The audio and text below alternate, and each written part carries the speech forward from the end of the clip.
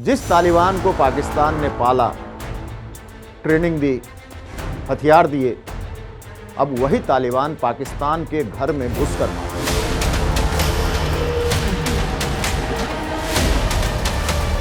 मुनीर और शहबाज दोनों की नींद उड़ गई है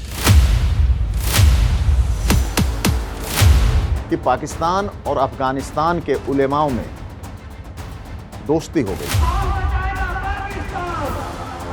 अफगान शरणार्थियों को देश से निकाला, ये नहीं देखा कि बच्चे हैं, बूढ़े हैं, महिलाएं हैं इस कड़ाके की ठंड में।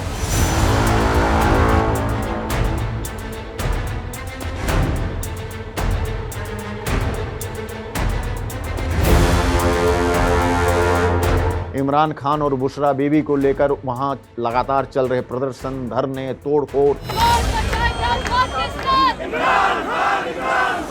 कुछ तो ये भी कहते हैं कि मुनीर का खेल अब जल्द ही खत्म होने वाला है। पाकिस्तान में एक बड़े खेल की तैयारी चल रही है। दरअसल यह खेल ऐसा है कि मुनीर और शहबाज दोनों की नींद उड़ गई है, दोनों ही परेशान हैं। वो खेल ये कि पाकिस्तान और अफगानिस्तान के उलेमाओं में दोस्ती हो गई है। दोनों का मेल जोल काफी ज्यादा बढ़ गया है और पाकिस्तान के उलेमा तो अब मुनीर और शहबाज पर जमकर निशाना साध रहे हैं। मुनीर के खिलाफ जमकर बोल रहे हैं। ऐसे में जब वो जमकर बोल रहे हैं और उन्हें अफगानिस्तान के उलेमाओं की, अफगानिस्तान के सरकार की भी मदद मिलती है, शह मिलती है, तो मुनीर और शहबाज की नींद उड़ना वाजिब है। कुछ तो यह भी कहते हैं कि मुनीर का खेल अब जल्द ही खत्म होने वाला है, क्योंकि दोनों देशों के उलेमाओं ने हाथ मिला लिया है और कहा जाता है कि इस्लामाबाद में कुछ बड़ा होने वाला है। और हो भी क्यों न, जिस तालिबान को पाकिस्तान ने पैदा किया, अब उसी तालिबान से पाकिस्तान को डर है। वही तालिबान पाकिस्तान को आंखें दिखा रहा है।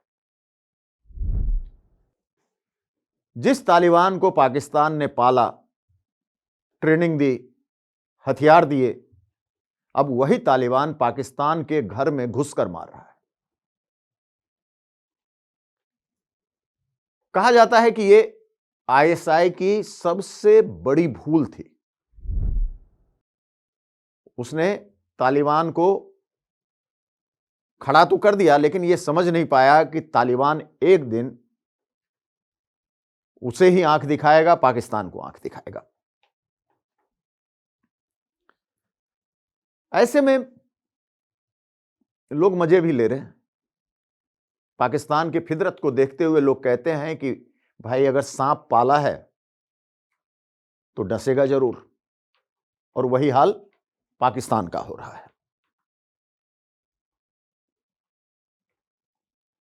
जिस पर पूरा कंट्रोल की बात थी, अब वो पाकिस्तान पर कंट्रोल करना चाह रहा है।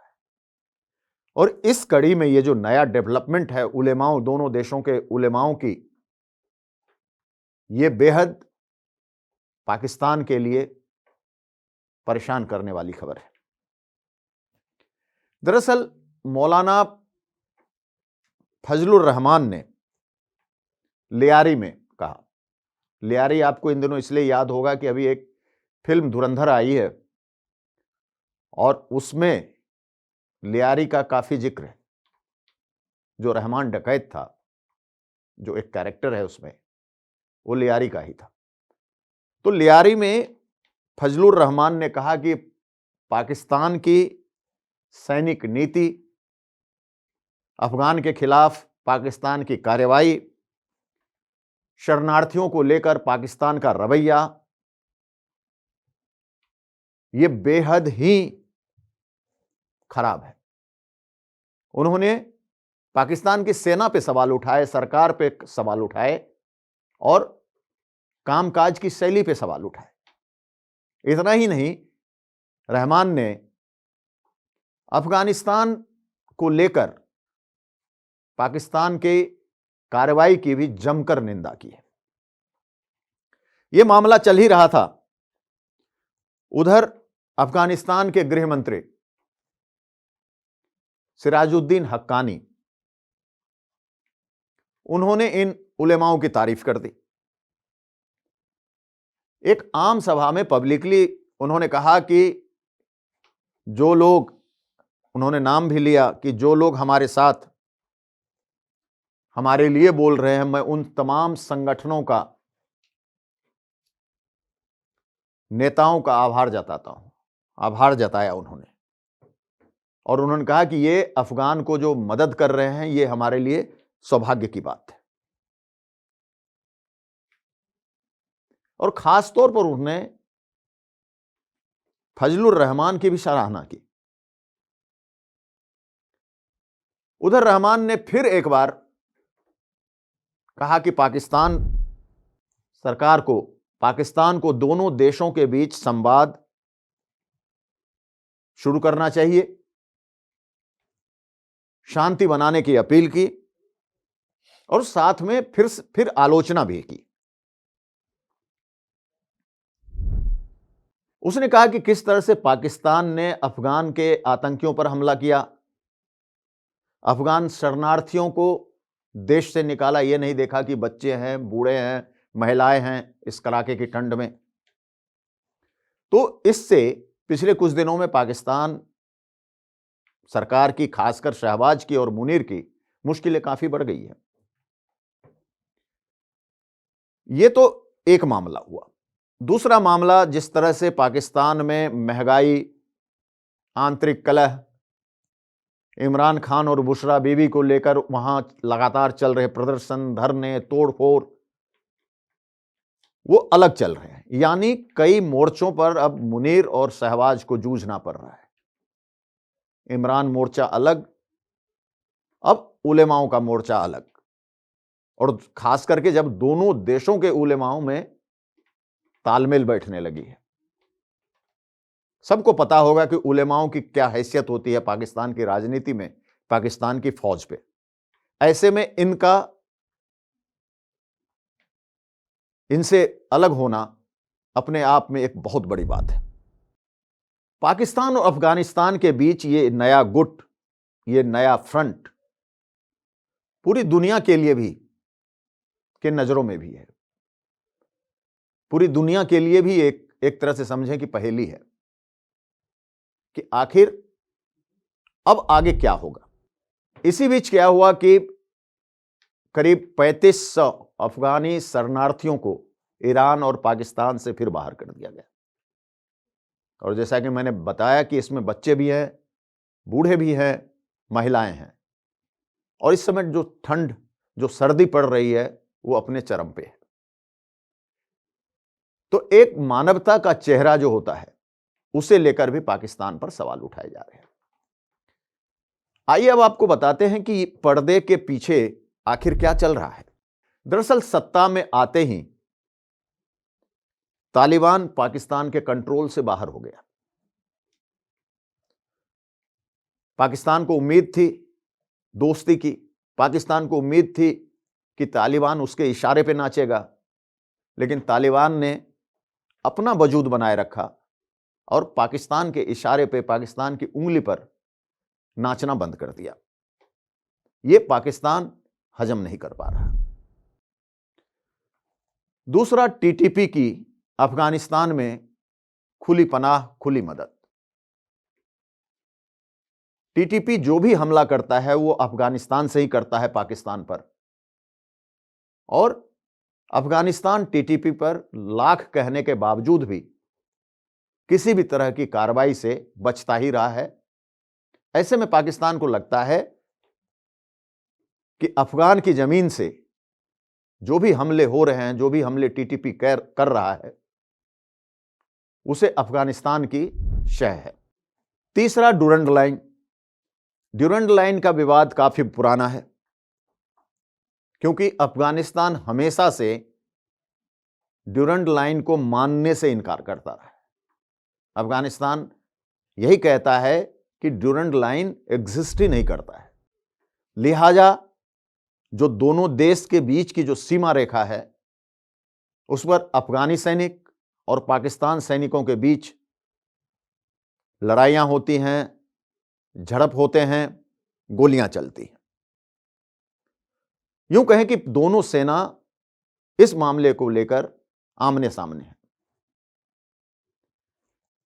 आगे बात आती है पाकिस्तान ने जिस तरह से पिछले हाल के दिनों में अफगानिस्तान पर एयर स्ट्राइक्स किए, हवाई हमले किए, अफगानिस्तान के अंदर घुसकर एयर स्ट्राइक किए गए, अफगानिस्तान ने बदले में जमकर फायरिंग की, अफगानिस्तान ने भी हमले किए।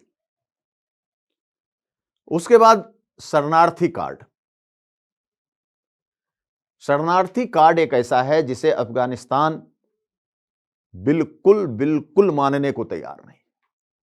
पाकिस्तान अपने यहां से शरणार्थियों को खदेड़ रहा है, अफगानी शरणार्थियों को भगा रहा है, और अफगानिस्तान को लगता है कि पाकिस्तान जानबूझकर उसे तंग कर रहा है।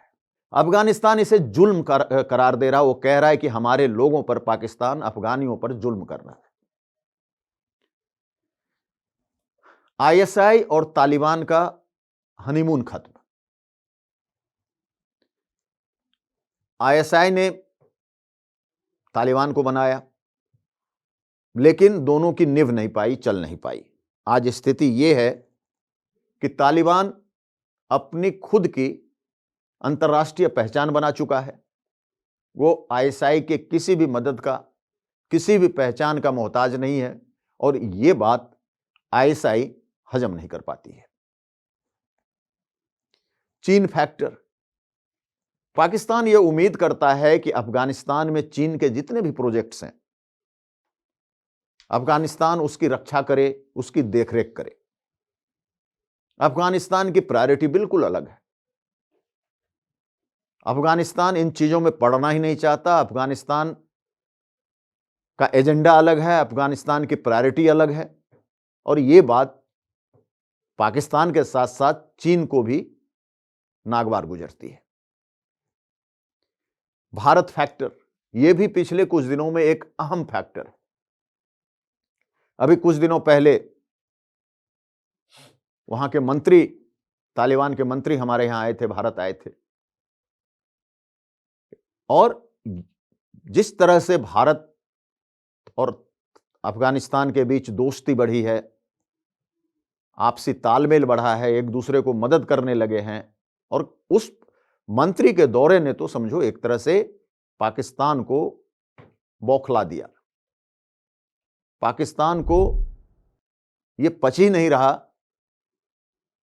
कि अफगानिस्तान भारत से अपने संबंध बनाए। उनको लग रहा है कि कहीं ना कहीं भारत अफगानिस्तान में जाकर पाकिस्तान की घेराबंदी करने में लगा है। जिस तरह से काबुल में भारत की मौजूदगी है, बाकी जगहों में भारत की मौजूदगी है, उससे पाकिस्तान काफी ज्यादा खतरा महसूस कर रहा है। उसे लग रहा है कि यह एक भारत की चाल है पाकिस्तान की घेराबंदी का। तो ये पाकिस्तान और अफगानिस्तान के बीच विवाद की जड़ है। ये दोनों देशों के बीच विवाद की जड़ है। और जो अगली बात हमने कही थी कि उलेमाओं की जो साठगांठ, उलेमाओं का जो मेल जोल, ये इस विवाद के आगे की एक कड़ी है। ऐसे में मुनीर और शहबाज की परेशानी बढ़ना लाजमी है, क्योंकि तालिबान पाक की बनाई ताकत नहीं, अब एक सरदर्द बन चुका है, और इस सरदर्द से निकल पाना फिलहाल तो बहुत मुश्किल लग रहा है। तो सही कहा गया है कि आज की तारीख में अगर पाकिस्तान को देखें तो वो उसी आग में जल रहा है जिस आग को उसने खुद लगाई है। धन्यवाद।